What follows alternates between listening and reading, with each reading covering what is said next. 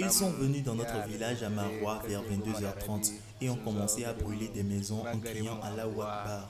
J'ai vu des villageois se mettre à courir et fuir le village. Boko Haram n'a de cesse de sévir.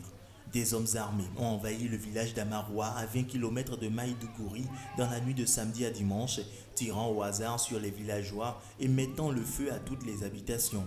Bilan de l'attaque, de nombreux blessés et au moins 4 personnes tuées, 2 morts par des tirs et 2 dans le feu de leur maison. Sunana Mohamed. Je suis triste. Hier, j'ai perdu mon frère dans cette attaque. J'ai entendu Boko Haram dire qu'ils allaient revenir chercher toute la nourriture. Le district de Kondouga est l'un des épicentres des violences commises par le groupe djihadiste depuis que l'armée a forcé les combattants islamistes à décrocher de leur base de la forêt de Sambisa en décembre dernier. Il y a 2 semaines, 3 vendeurs de bois ont été décapités non loin de là, accusés par les combattants d'être des espions au service des forces de sécurité. En mai, des combattants de Boko Haram arrivés à moto avaient tué 6 agriculteurs dans leurs champs. Le conflit de Boko Haram, particulièrement meurtrier dans la région du lac Tchad, a fait plus de 20 000 morts et 2,6 millions de déplacés depuis que le groupe extrémiste a pris les armes en 2009.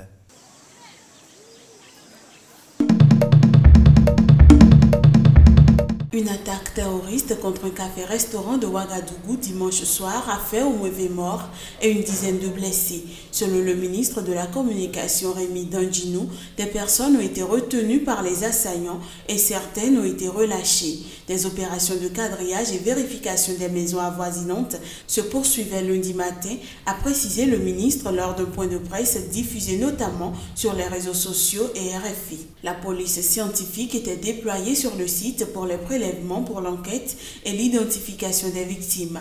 Les blessés ont été transportés dans la nuit à l'hôpital Yalgado Ouedraogo, frontalier du Mali et du Niger. Le Burkina Faso est le théâtre d'attaques djihadistes régulières depuis 2015.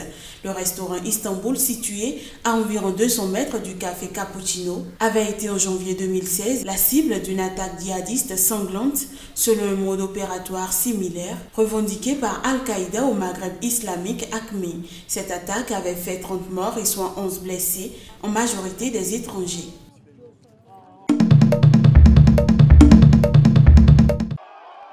Pour cette première sortie du leader de l'opposition depuis la proclamation de la victoire d'Ouro Kenyatta, ils sont sortis nombreux dimanche à Kibera, le grand bidonville de Nairobi. Le discours de l'opposant Raila Odinga était clairement un discours pour maintenir la pression et pour garder ses partisans mobilisés. Devant plusieurs milliers de supporters, Raila Odinga a appelé à ne pas aller travailler lundi. S'adressant à ses supporters, il a assuré qu'il n'avait pas encore perdu, qu'il n'abandonnerait pas. Nous avions prévu que le pouvoir allait voler l'élection. Attendez maintenant que j'annonce la marche à suivre mardi, a-t-il déclaré lors de son discours prononcé dans la ferveur.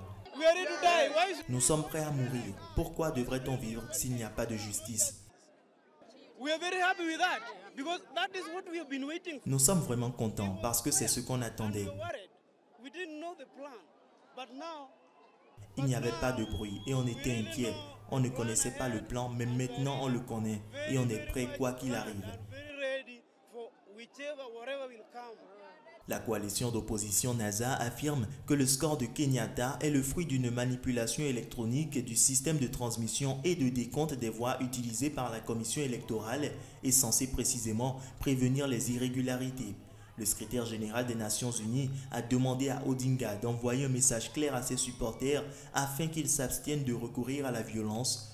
L'UE et Londres ont également appelé à la modération et enjoint l'opposition de faire valoir ses récriminations par les voies légales, une option qu'elle a pour le moment écartée après avoir saisi en vain la Cour suprême en 2013.